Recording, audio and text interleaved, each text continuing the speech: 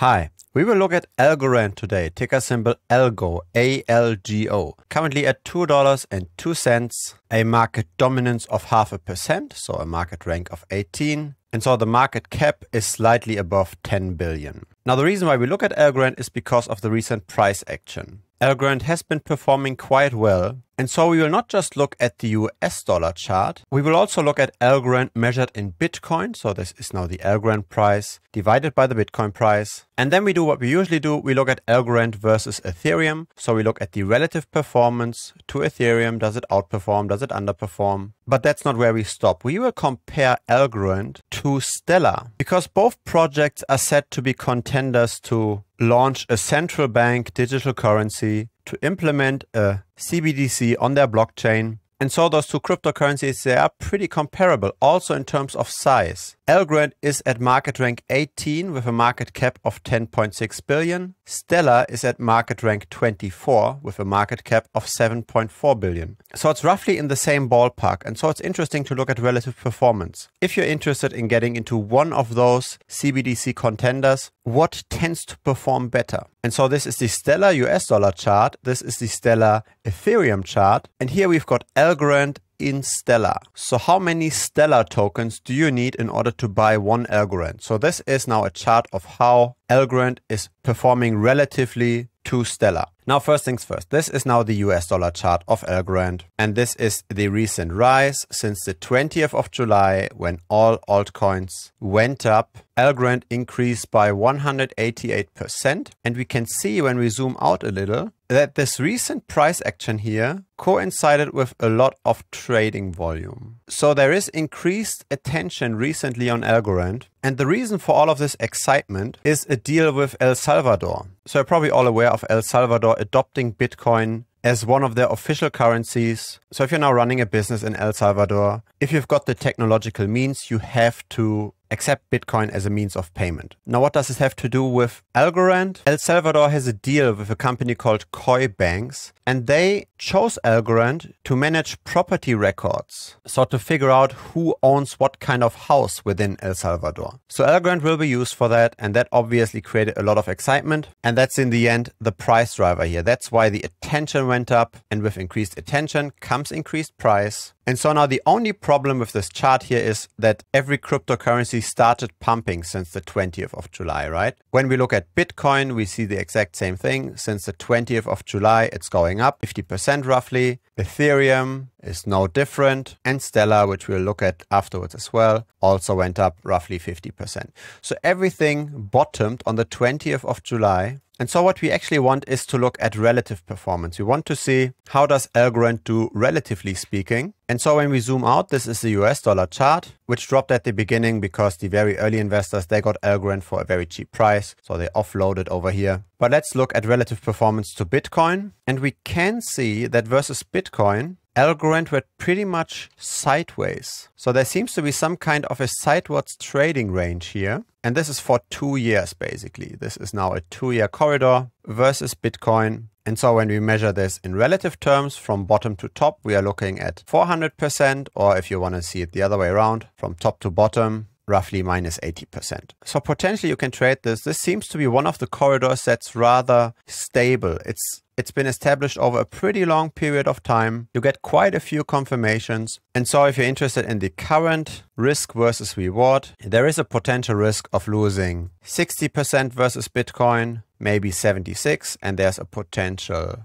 gain of 10% or 30%. So the current risk versus reward doesn't look too great in case we do stay in this trading range. But yeah, that's the relative performance to Bitcoin. Now let's look at Ethereum. So this is now the Algorand price divided by the Ethereum price. How many Ethereum buys one Algorand? And this chart doesn't look too great, right? We seem to be somewhat in a downtrend here. So we are underperforming quite constantly over here. There seems to be some kind of breakout, but still the underperformance isn't too great. And the problem is really, if you buy something that's riskier than Ethereum, and I would argue that it is because it's way smaller than Ethereum. It's only got a market dominance of 0.5%. Ethereum's market dominance is around 18.5%. So Ethereum is almost 40 times larger. It has way more adoption. There's decentralized exchanges, there's NFTs. there's DeFi, a lot of direct usage of Ethereum. Algorand has none of this yet. Algorand is solely a bet on CBDCs, and so this additional risk should ideally be compensated. But the problem for this underperformance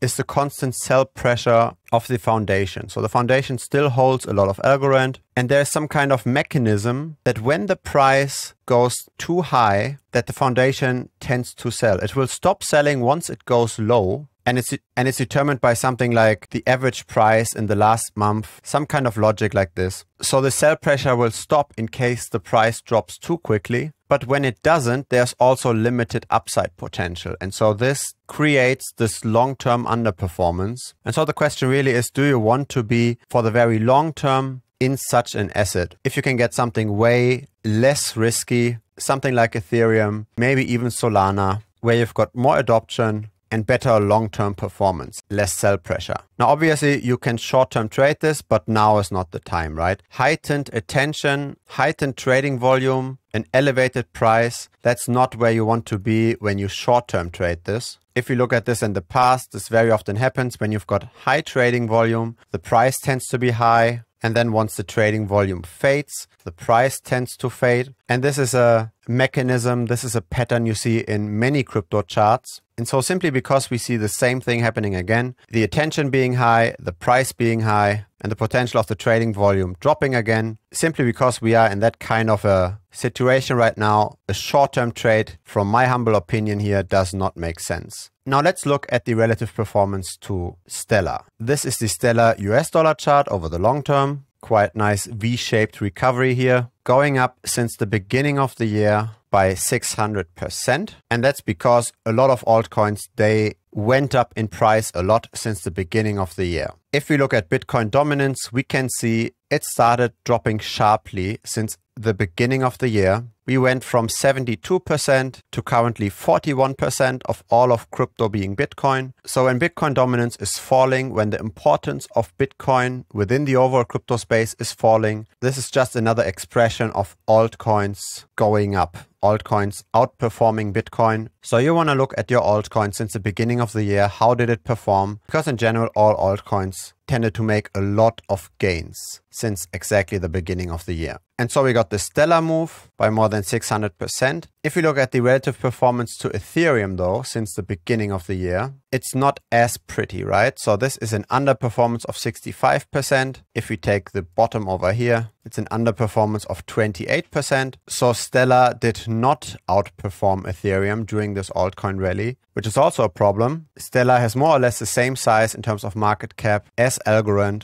And so now you're really just picking between two underperformers. So this is now the Algorand price divided by the Stellar price, two CDBC contenders. And we can see we're almost in some kind of trading range here as well. And it doesn't look pretty for Algorand at all. The risk is minus 60% versus Stellar, maybe even minus 80%. There's basically no reward over here if we stay in this trading range. So no matter how you look at this, Algorand versus Bitcoin is pretty expensive. Algorand versus Ethereum is underperforming over the very long term. Algorand versus Stellar is also pretty expensive. And last but not least, we are in a complete hype phase here with Algorand. The trading volume is incredibly high, potentially justifiably so, because these are real news, right? Usage by El Salvador. But still, this needs to be implemented. The tokenomics, fundamentally speaking, aren't too great either. So usually I give a more balanced view on a crypto and can give a certain recommendation. Maybe it makes sense to buy at a certain point. Maybe it makes sense to buy over the long term. But when looking at this, I can't really find a case for Algorand right now. This needs to drop way further, both in terms of price, but also in terms of trading volume versus other cryptocurrencies, to be, for me personally, in any kind of region to have a justifiable risk versus reward. I personally would not buy Algorand, not for the long term and not for the short term. I might be overlooking something fundamentally here. but simply based on the technicals, simply based on the charts, if that's something that you care about at all, then I think this is probably not the right pick, at least for the current price. And so obviously when all of crypto is going up, this number here will go up as well, right? If Ethereum hits 10,000, Algorand will not stay at $2.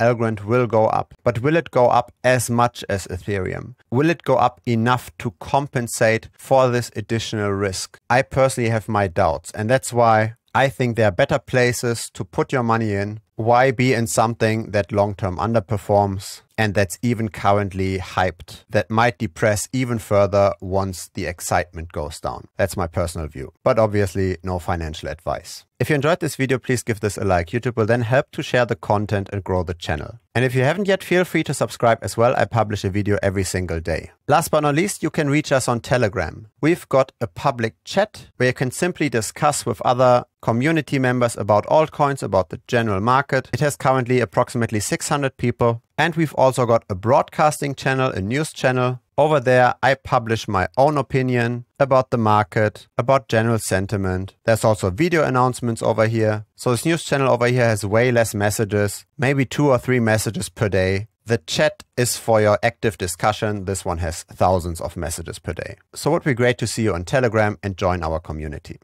See you next time. Bye-bye.